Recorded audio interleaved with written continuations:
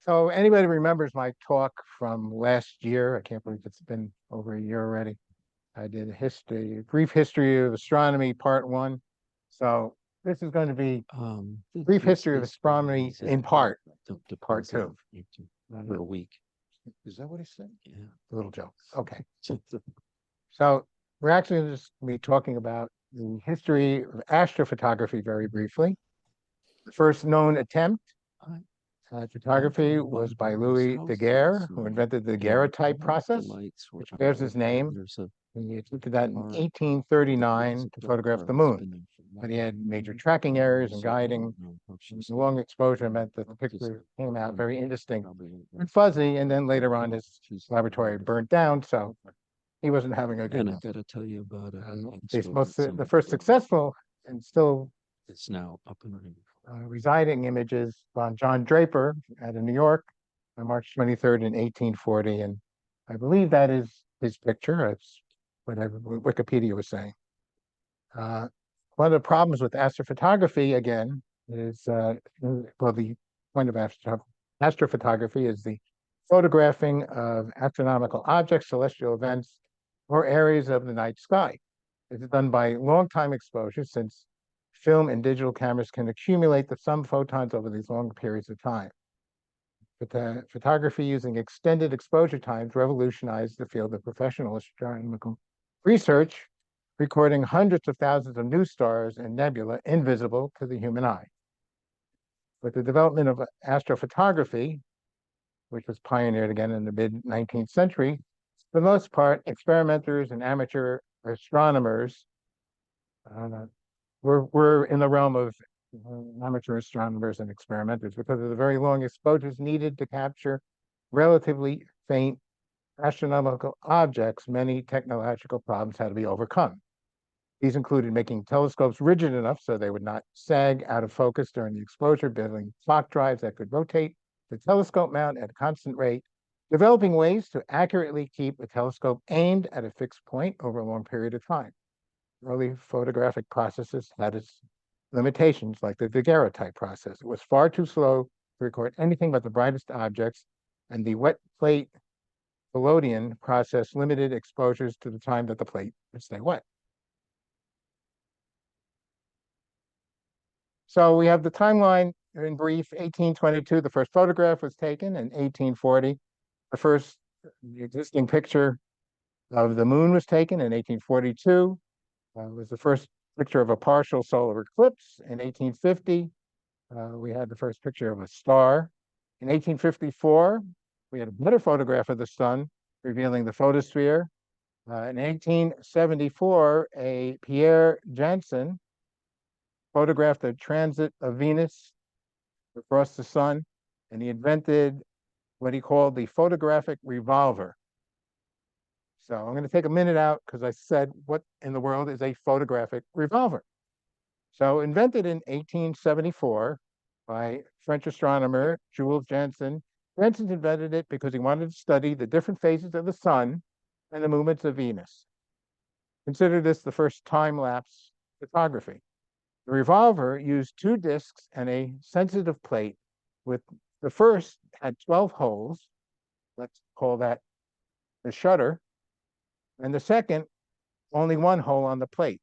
The first one would take a full turn every 18 seconds, so that each time a shutter window passed in front of the window of the second fifth disc, the sensitive plate underneath was discovered and exposed, creating the image on it. In order for the images not to overlap, the sensitive plate underneath was rotated a quarter of the shutter speed. The shutter speed was 1.5 seconds. A mirror on the outside of the apparatus reflected the movement of the objects towards the lens. So it wasn't that the camera was moving, the mirror, they had to keep whatever object they were photographing, in this case, the sun, in the mirror when it was photographing. When the revolver was in operations, it was capable of taking 48 images in 72 seconds. That was followed up by something called the chronophotographic gun. Might think of this as the first movie camera. It was invented in 1882 by Etienne Marey, another French scientist. It could shoot 12 images per second, and it was the first invention to capture moving images on the same chrono photographic plate. So instead of, we had the famous horse rate where he took individual pictures and then flipped them, he was actually basically was the first disc. He created a viewmatic, I guess if you want to call it that way. So to finish up our list here, we have Henry Draper in 1880, first one to photograph the Orion Nebula. Now, again, this is all Wikipedia. So if any of these are incorrect, please forgive me. The Henry brothers photographed the first planets, Jupiter and Saturn.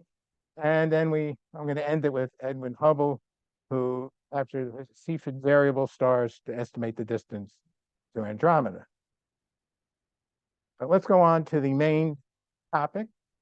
Okay, it's a very long topic. I try to put as many words on the screen as I could. So, introduction to the electronically assisted astronomy for the amateur astronomer. Because nowadays, the professional astronomers don't really care about taking pretty pictures of the objects. They're taking pictures to examine whatever information they can get out of the pictures. I don't think most of us here are doing that. We're taking it because we want to get a pretty picture. And that's where the focus of this is going to be. So first we have to answer a few questions. What is E.A.A. and how is it different than A.P.? Well, first, E.A.A. again is electronically assisted astronomy, and A.P. is the general field of astrophotography. They seem to be saying the same thing, but there is a big difference.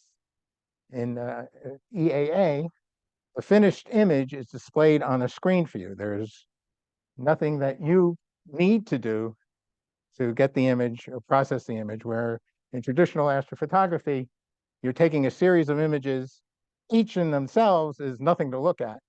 But when you take it back and stick it on a computer and stack them remotely, that's when the image comes out.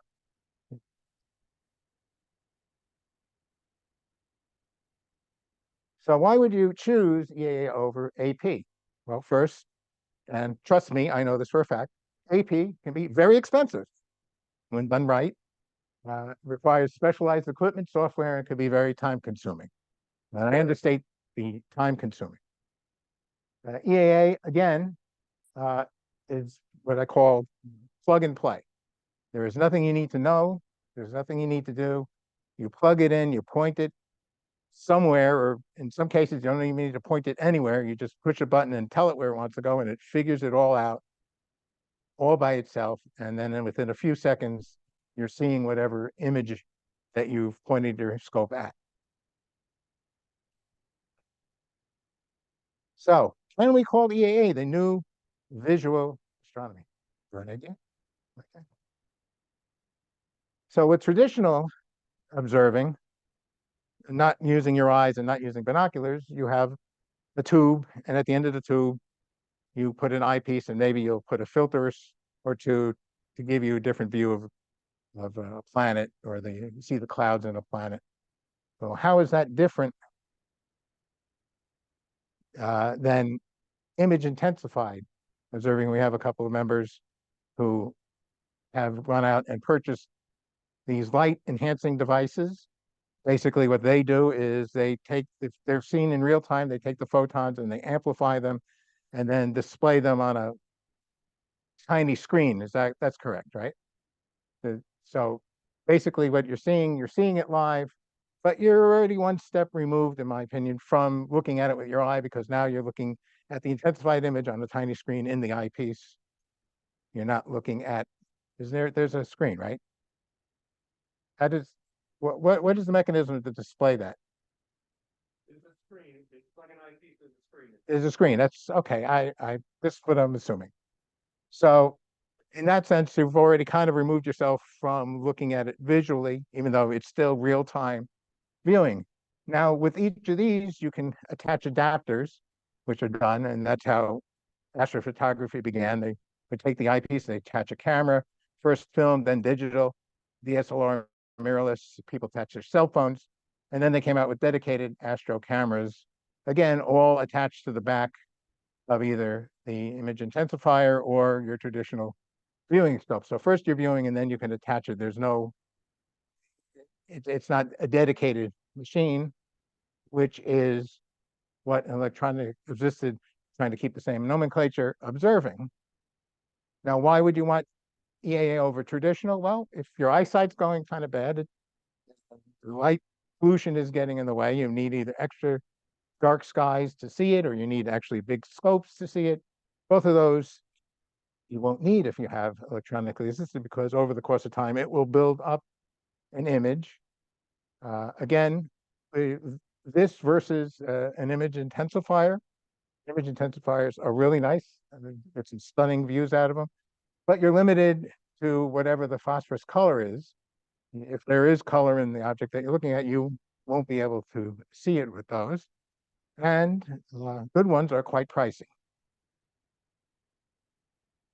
The one thing, in addition, that the other two lack out of the box is the persistence of the image. So once it shows on your screen, it's also saved on your device. So you can then take it and you can show it to anybody at a later date, say, this is what I saw, without having to attach a camera. So that's one less step that you need to do with that. Are you hearing me fine in the back now? Okay, good. Because somebody's going to have to sign afterwards because I'm losing my voice. Any questions so far, comments, thoughts? No, no, she's loud. Just offer one observation. Sure. With E.A.A., it's astounding what you can do under light polluted skies. You don't have to go to dark skies. Oh, you're absolutely right. That's one of the advantages. Well, I mean, with image intensifiers, you don't need to go to dark skies either. You can use those again if you're willing to spend that money. So we're going to narrow it down a little bit further. As you can see on the table over here, I have the three most popular versions out there, and there's a long story behind each of those, which I'm not going to go into. But I have the first version of the Vespera, the Dwarf 2, and the Seastar S50. Now, in the scheme of things, my version 1 Vespera is now out of date because there's now a version 2. And in March, there will be a version Vespera Pro coming out, each with more enhanced features than the one that I bought. And so that was the most expensive one. It does, in my opinion, from a different email chain that I had sent out doing my 3 scope comparisons, I thought for everything and for the price, it did produce a better result than the other 2. Yes. Hey, as this current come out with new versions of the product, have they at least updated the older software, or do they just cut? Or Well, because they took so long to get the original out the door, they did do some updates to that. But no, the newer versions will have the newer software. They are not retrofitting these. Like the Crow is going to be able to take darks. Now, this does a little ahead of myself, but the Vespera will do some sort of enhancement. I'm not sure exactly how but it's a great job. It might do internal darks, but it's nothing that's exportable. Now, with the Pro version, supposedly those darks are going to be exportable. So it must be doing something inside dark related, because the images come out very crisp and clean on the screen. They're the cleanest ones out of the box without having to do anything. And I'm not calling about the other French company with theirs. They've seen advertising now on their newest ones as well. Excuse me. So let's so anyway, I'm not going to be talking about the quality of the images. I've already did all that, but I will be talking about and demonstrating. I have some videos about each of the features, and at the end, I'm going to say which one I am bringing with me to Niagara Falls when I do watch the total solar eclipse. So here's a little chart I made up, not scientific at all. We'll go over it briefly. Again, I'm not going to be talking about the specifications of each unit, but there's one feature that I thought was interesting in the scenery mode. I use very much with the dwarf. Now, features the Vespera, my current Vespera has, you can attach up to 8 devices. I don't think there's a station mode for it. I haven't found it.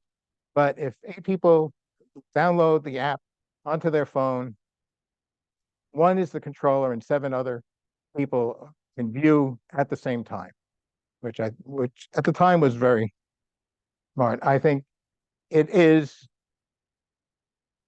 one of the smartest looking scopes. And I'll tell me when it's in view, guys. What is that, Steve? This is the Vespera. See, there's the scope. As you can see, though,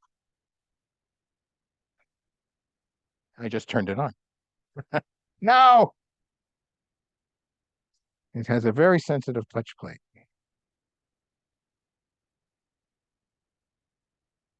Turn off. Turn off, turn off, turn off. That's motor driven arm, Yes, but you can move it. it does not lock. Yes, the C star locks itself down. All right, you know what? Put the battery on.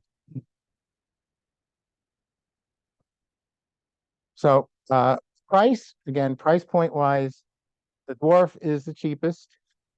It's the smallest, but it's not that much cheaper than the C Star one listed at list prices. I've seen the dwarf, they're running 15 and 20% discounts on there. They're very active in keeping their software up. They've released a major update on their software, which makes it much more usable. Yes, Can you point out which one's a dwarf and which one is a C-star? this is the dwarf, and then C Star is right here. Yeah, I can sit out here. None of those are intended for planetary, right? Well, yes and no, you can. It's not the best image. It's not going to compare to a C8 or something or a C6. It's a Celestron, but I'll get into more of the features in a little bit with that. So again, as expected, the Vespera is or Vespera, I don't know how, is the other thing about that is it's the sleekest design, and I'm the most scared taking it out of the box because I'm always afraid I'm going to drop it. When I put the tripod on, I cradle it like a baby in my arm to put the tripod legs on that. But it really is nice looking. Easiest again, the Dwarf 2 is certainly the easiest. It comes in this little bag. Are you seeing this at home? Somebody, I don't see you on the TV. Anybody awake? You have plenty of room to go toward the camera, so. You're on there. I'll say here. Yeah, no, all we see is your So- presentation. that's good. Screen. Okay, so this actually will fit. I'm not going to take it off the tripod, but this fits in here, and everything you need, including a little mini tripod and a few extra things, sits in a bag this size, which is saying here is it actually has 2 lenses. Did I go that way? It has 2 lenses, a telephoto and a wide angle. And it actually uses that it can actually track objects. The first version was strictly a terrestrial scope. And then that's why Dwarf 1 was, but then they certainly realized that they could use this for astronomical use. And they're very good. And there's some YouTube videos of them being interviewed about the updated software. And they made some great enhancements on the software for that. Steve, if I So, Phil, interrupt, you're sharing your screen, so we can't see what you're doing in the planetarium. If you stop sharing your screen, we might. Well, no, within the Zoom, you can swap. It's a control in the upper right. You swap the video and shared screen, and then you can swap back afterwards. Ah, is that all right? Yes, Ed. Okay, I see, it's good, thanks so much, Sam. Doing it as you go on, but you make reference to the actual price, you say less expensive, more expensive. Because Might prices, be more expensive than the Rolls Royce, but the Camaro cheap. okay, well, because prices of, especially the price of the Vespera went like a roller coaster when it first came out. Round numbers right now, the current Vespera, which I think is now discontinued, it was 1,500. The version 2 is 1,550, but it's not including the tripod this time. So I guess people are just upgrading. Pro is going to be $2,500. The dwarf is 495, 459, 400 plus. 400 plus. Well, we got the, yeah, we got the super duper souped up with the extra battery. And yeah, it's like 450 with the souped up one, but I just saw them on sale 20% off again. Back down to what we paid for it. And then the C Star is $500. So the third line down, is one of, Right to mention, not to forget that in a month, it's gonna be neat, right? And all of these are gonna be on sale, alright, so like, we running out the door with. I would think so. If anybody didn't hear, NEAF is coming up, so if you're going there. Ones going out on eBay and stuff like that. Well, I mean, there is a good, it's, there is a significant size difference. The chips, the sensor chip's better, the memory's better. The optics are actually better. Even though it's the same case, it's the same footprint size, it's the version 2 is an improvement over. And they didn't have to wait 11 months to get it. Sorry. It's computer components, that every computer you buy today is obsolete the day you buy it, because in a week they'll have a new. That is true. That is true. Keep up. No. So hopefully what I bought will last me quite a long time. I'm very happy with the three, and they each have their own purpose. What? What? What? No, that's fine. You gotta come up here and, share it with class.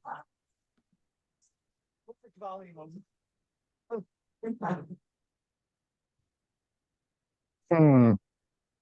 Very interesting. It's the classic, Steve, that I'm not buying any more equipment, so yeah, these are next. That's why I said it, right? I'm gonna follow 20 feet behind you. So if you remember, for those that remember, last year, Heat, right, the C Star on, I forget what they call it, early discount. Well, it was early discount for dollars less. Yeah, it was really deeply discounted. Nobody knew what it was gonna do, and it really sold very well back then. And then it popped out, and then all of a sudden, everybody caught fire. So. So, third line, scenery mode. Now, I have a video. I'll show you what I do with it. But C-Star has a scenery mode, but it has a focal length of 63 feet. I tried, now, when they say 63 feet, they mean 63 feet. I was 30 feet away in my house. I'll show you the dwarf. And I was just shooting it out the back door on the plants and the shrubs in the back, could not reach focus. I mean, it wasn't even close to getting into focus. So, when I was outside in the front, I was shooting the neighbor's house across the street. I could barely get into focus. 63 feet is a long distance for photography work. It's just not practical in my mind. 8 feet, I'll show you a little video. It really is great. 8.5 feet is the perfect length to do daytime photography with that. Filters. Now, the reason I bring up filters because now Pro is going to be different. They're going to include some filters, but with the version 1 Vespera and version 2, no filters, all a la carte, and they ain't cheap. A dual band filter is like $400 because it's got a little doohickey on the end that it clicks in So it senses that it has the dual band filter on it, and I guess it makes some changes internally into its calculations when it's imaging something. But what I did, and thank God for Thingiverse, I 3D printed. No, it won't break. A hood, which actually helps in light polluted areas because I actually get better images quicker having this, because if you notice the glass, I'm not gonna bring it out again. The glass is right at the edge of the scope. So I'm always afraid ambient light's going to be hitting it at different angles. So this what will block it. It will also have an adapter. So I get a 2-inch dual band filter, and I can stick it right in there. And it actually works. Act like a dual shield too. And a dew shield, yes. Yes. Oh, for $100, you can buy the dew heater adapter for this. Which is a little chip that it's already built in, but if you want to activate it, you got to buy the little accent or actuator that sticks in there that says, "Oh, you went ahead and purchased the dew heater," because I can't imagine that little thing is the dew heater. So it must be in there, and you just have to pay for the privilege of keeping your scope from fogging up. The dwarf has a dual heater too. No, dwarf does not have a dew heater, but I 3D print. You can 3D print. Actually, it doesn't really need it. It's not that the surface area on those aren't. I haven't really had that much issue with dew forming, and if it's that bad, it's probably not a good night to go astrophotography anyway. So the dwarf comes with filters. It comes with, again, as you can see on there, 2 sun filters, because it's got 2 lenses, and I'll show you that in a second. It also comes with a light pollution filter, a low UPC filter, and I purchased, and it's a 1.25-inch threading, so it takes all your standard eyepiece filters, so you don't need to go out and purchase anything else. The, the, oh, that's ours. It's the dwarf. Yeah, the Sea Star is I guess a 2-inch. It has a built-in filter for darks, and it also has a dual sliding tray, one with an IR cut filter, and the other with a somewhat wideband dual filter, narrowband filter.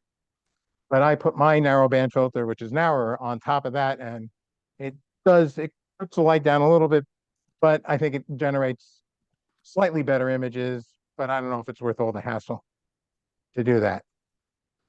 Another thing I've noticed now with these, obviously the problem is you have field rotation because they're all as.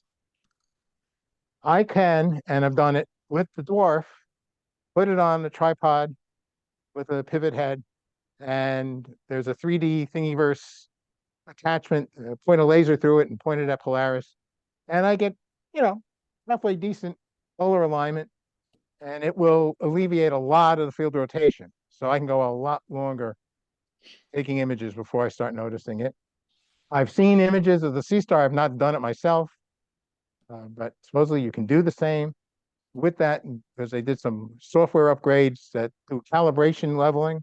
So it doesn't really matter where the scope is. It could be pretty freaking off level, and you hit the button and miraculously it levels itself. So if it's at an angle, it's at a 40-degree angle.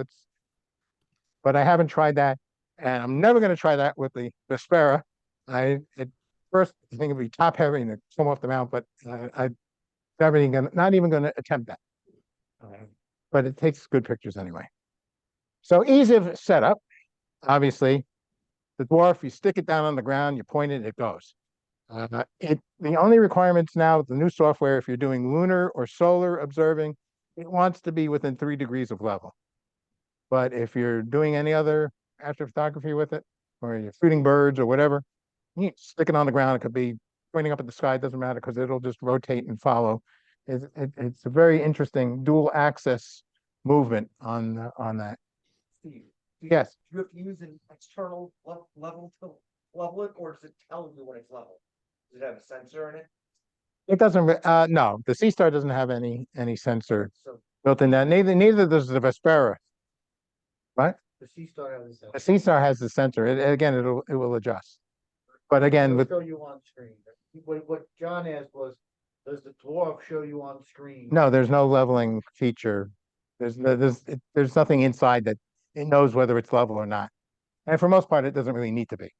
I've had it sitting on a tripod. I mean, if it looks level, it's level enough. You want it to, you could lay a level on it. Yeah. Think about Steve, you just said it has to be within 3 degrees of level. If you want it to track the sun or the moon, So but the other object is you can just track it in object mode and it won't. It's just it's an advice. It's not going to stop you from doing it. But if you want the best results, it says to keep it within 3 degrees. But again, 3 degrees is, yeah, that's level enough. That's. I mean, if it looks out of line, I lay it down. I have never ever took a level out to it. I just put it down. I get it as level as I can. I say good enough, and it's tracked it for like an hour, and it didn't. It was dead center in the middle of it. That's my. The Vespera will let you know if it's not level, but it has no capability of leveling itself. So I actually purchased, back over here again. All right, you want to switch your screens again, guys.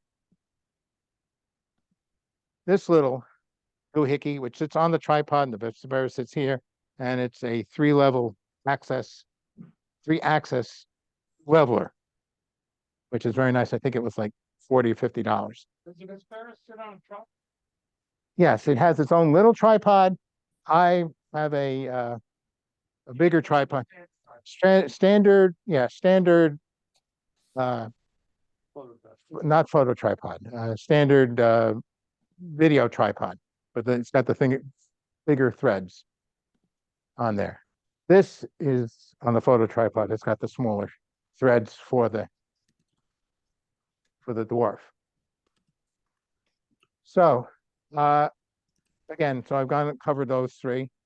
Now, I like a bigger screen. So for me,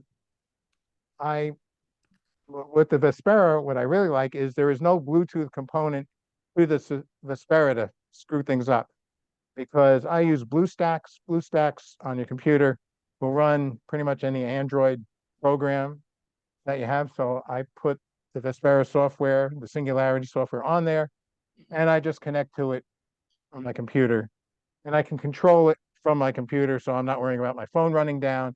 I get a nice big picture of it. It looks very nice.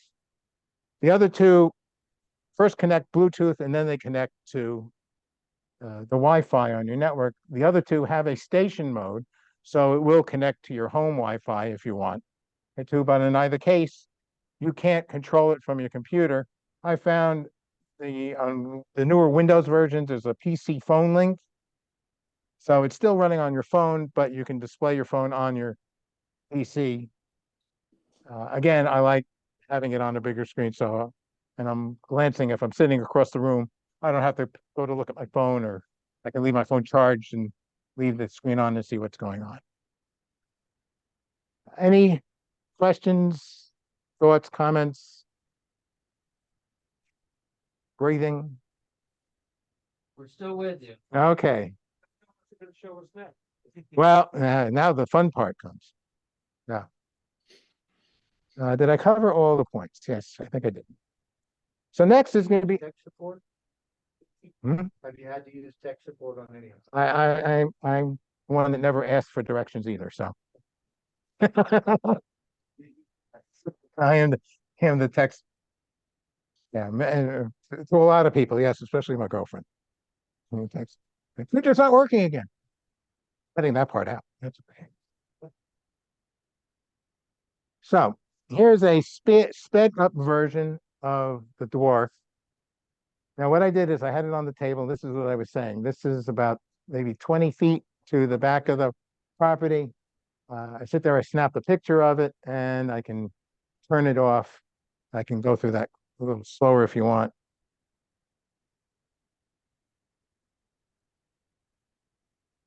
Oh, I I can't stop it at the right time.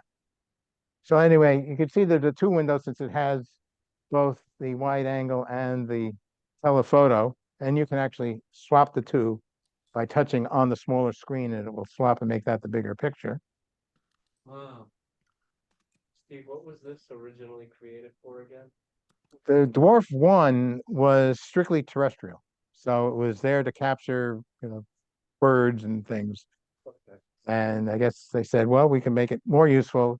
And at the end, I'll go onto my Flickr account and I can show you some examples of all the different pictures that I've taken with all my scopes. The Dwarf one doesn't look anything like it. Dwarf one was a very different physical device. Okay. I didn't actually see what the picture was, really? Okay. So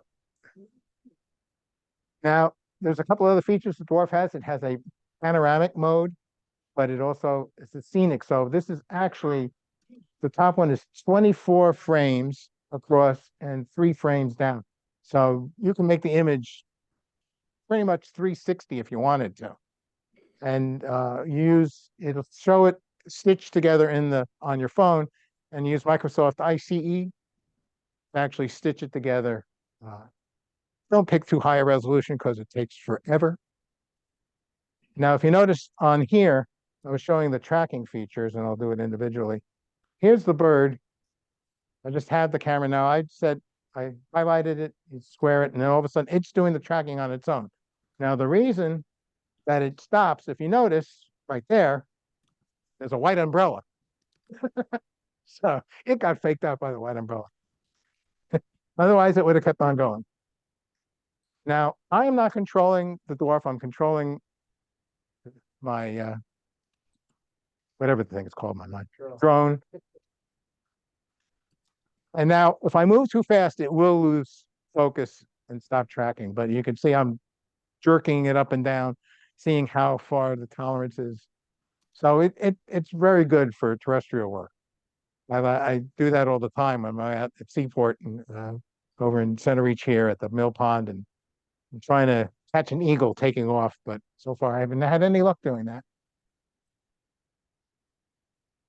And here again is the Dwarf. Now you can see it has the solar filters on there. And now now you can adjust, this is the new software. You notice I've increased and decreased the rotation rate. And I find it manually, I'm looking for this manually, and then when I center it over here, the screen will come up, it'll say, is your filter on? And you say yes, and should ask you that before. The sun in the center.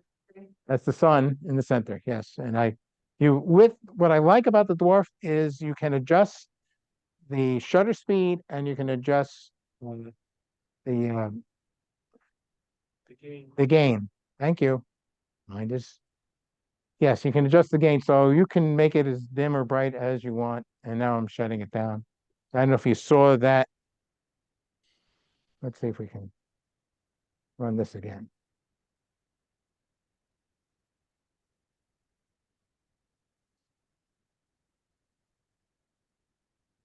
Steve, how does it find the target? Me. For terrestrial, for the sun, I'm moving it around. As you can see, I'll run it again. The Deep sky objects? The deep sky, no, the deep sky objects, it has it plate solves. It'll do a 3-point alignment. See, in the small screen, that's the wide angle. I kind of find it, and then I'll center it. And I'm changing the gain and there. And then that little blurb was, okay, do you want me to track the sun now? And it says yes. And then I can play again with it, and I can take screenshots and things like that with it. Come out, Steve. Was it a couple months ago now? It was the latest update. You should have uploaded. Have you had a chance to play with yours at all? I've seen some of what you showed. Oh.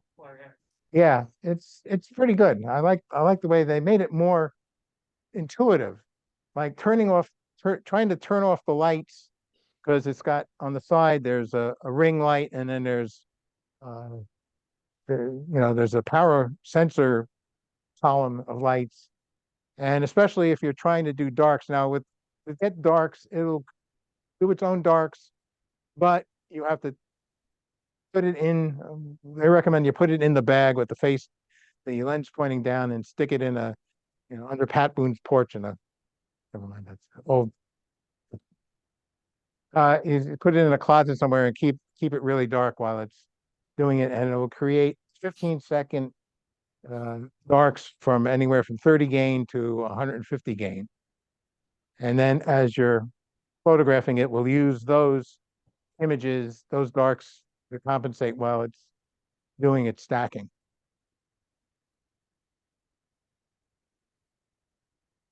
Next, we have the sea star. I've already attached the solar filter on here. Now, all I've done is tell it to go to the sun. It's doing the rest of this on its own. So it will hunt and peck. And when it finds the sun, it'll ask me, is it in the center? And I say yes, and then we're off to the races. Is this real time or This is it is set up? this is sped up. This is sped up. This Do you know at what rate? How long? I think this to about 5 minutes. Yeah, it took a while to find. Yeah, you don't want to, you're not in a rush to do. Both of those were sped up that I did, finding. But you can learn, just to add, right, you learn along the way that if if the sun is right here, you point the scope generally in its right direction. Like when you first take it out of the box, you like point it 180 degrees the other way. It's taking time to try and find it, Right. right? So. But yeah, you can. But I just want to demonstrate that as far off as it was when it started, it was still able to find the sun. So it knows it's got a little bit in GPS. So it knows what directions it's heading at. The image of the sun's disk is really large in that one. Yeah, that's a 250 millimeter focal length. The dwarf is 100. Can you run that again? Sure. I think that the solar filter is already. The solar filter is included with the sea star, but it's you can see it's attached to it. I attached it beforehand, so you don't want to see my fat fingers doing it. Steve, I just want to harp on that point for those who are used to go-to scopes, where you've got to do like a line on this star and go through the process, and a line on that star and go through the process. This does it all by itself. It does it all by itself. The See? technique, as Steve said, called plate solving. So you don't do any of that initial alignment. There's no polar aligning or any of that stuff. Well, it's adding a red or orange. That's the filter. Yeah, that's the filter. Now, what I didn't point out before, thank you for making me go over it again. If you notice that the sun got bigger and bigger, it actually has a 1x, 2x, and 4x zoom capability. So when I'm doing that with the next video, we'll be showing you will be at night, and let me just go ahead and run that. Yes. So about the fact that the sea star includes a small tripod. That's the tripod that it's sitting on. Yes. The dwarf also has a small tripod with it as well. And the sea stars has. Well, they're both tabletop. I'm just putting it out on this. Yeah. Another thing I like about the dwarf, you can buy extra batteries. It comes with the enhanced package, comes with a special battery, but it could also just run right off of, if you plug it in. This is the tripod that it comes with. I don't use it. I put it on other things, but for the test, I use this tripod. So if you looked at it, you can see then that's the tripod here. Put it on a table. You don't even need to. No, you need the tripod. No, you need it because it's got to spin. Yes. So it's got the motor and then it's spinning the aggregate. No, for the Sea Star. No, for the Sea Star, you need the tripod. For the dwarf, you don't. Yes. I had to translate that. Yes. Excuse me. So, like everything else, I'm not happy with it. So I 3D printed a dew shield, even though it has a dew heater in there, but it also doubles as a filter holder as well. And you can see, we'll run that again. That was Jupiter.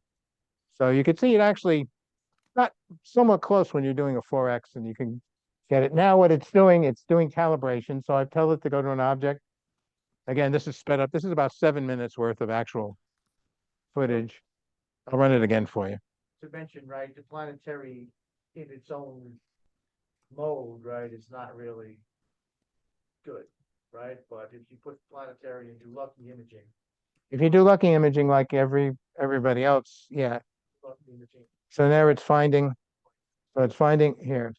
what it takes, I guess the short version is it takes a video, almost like a video mode, 1,000 shots, and then averages out the best of those shots, and then stacks them, compresses them, and turns it into one picture. Okay. So as you can see, it's not, again, you can't really play with the gain too much. I haven't figured out. They need to get a little better on that, but you can see the moons of Jupiter. And if you back it off a little, right there, you can actually see some of the bands. I mean, it's not not going to compare to anything, but that is in the zoom mode. And then, like I said, you kind of see it. So now I'm picking a target. It's going to the target. Hey, Steve, is that zoom, is that an optical zoom or is that a digital zoom? It's got to be a digital zoom.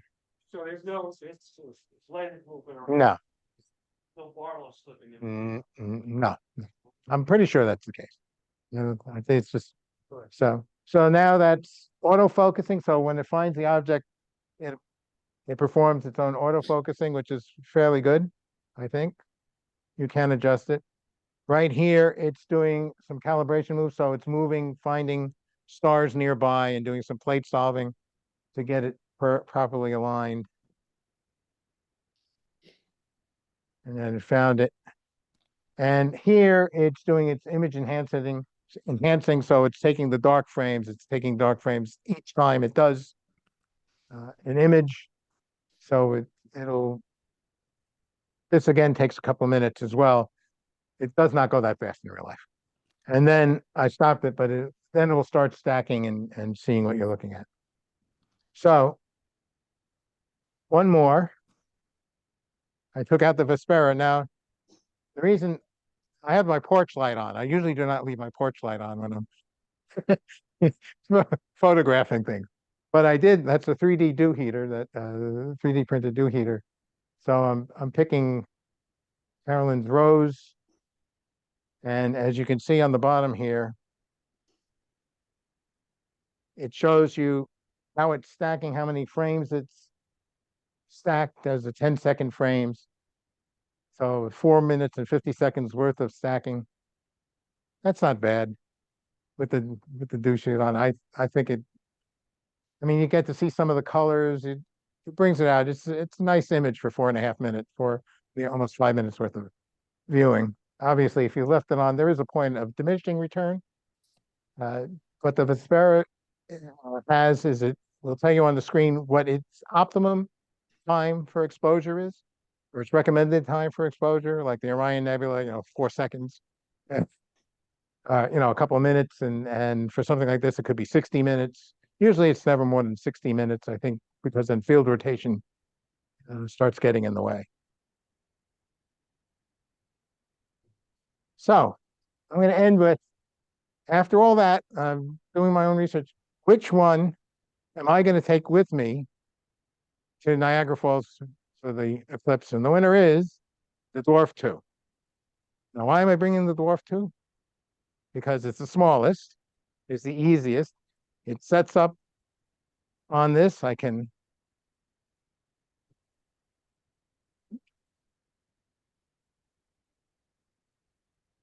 crank this thing up all the way.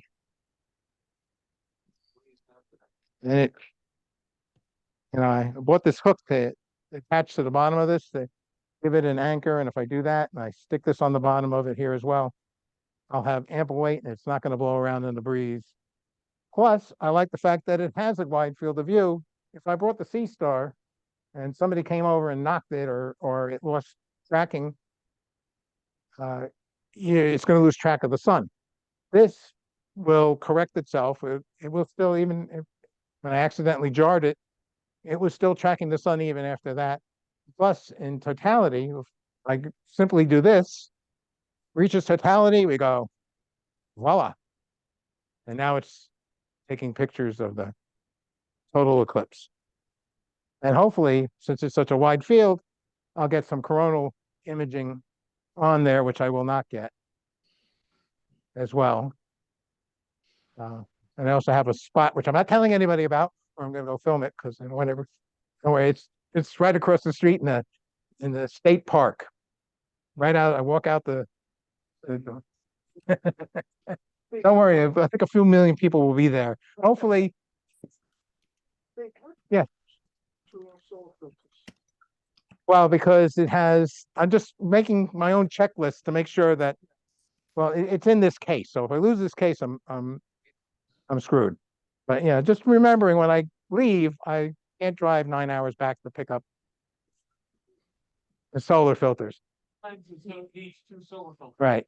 I mean, if we left one off, then say bye-bye to the dwarf. Yeah. With the other units that got a larger image of the sun's disk, if you were using one of those for the eclipse, could you tell it not to zoom in, or There is no zoom. It's whatever the focus.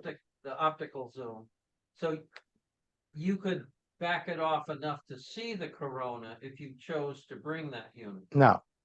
What you saw with the sun was It automatically goes. it's one foot. It's zoom? it's a fixed focal length. No, I can digitally zoom in, but at the 1x, Oh, it's the circumference of the sun. So if there's any corona around there, we won't be able to see it. And if it gets knocked out of alignment,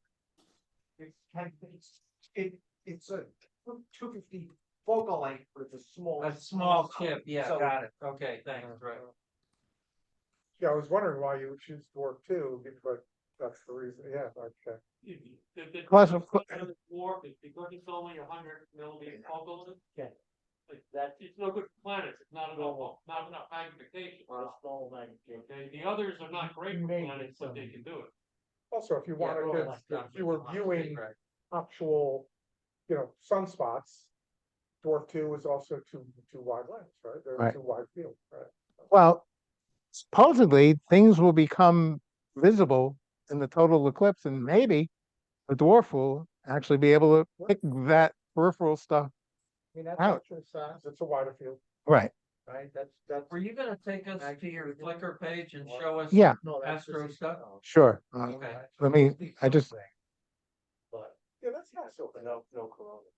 you'll see a You little, might see the sun, little tiny bit. but you won't see Orion. Right. Right. Well, you won't see the 5 planets. Right. Or 4 plus a comet perhaps. plus a comet. So, let me close. Now, no offense, but I like my motto. Watching the skies. I don't know if you. Oh. I bring you a warning. Every one of you listening to my voice, tell the world. Tell this to everybody wherever they are. Watch the skies everywhere. Keep looking. Keep watching the skies.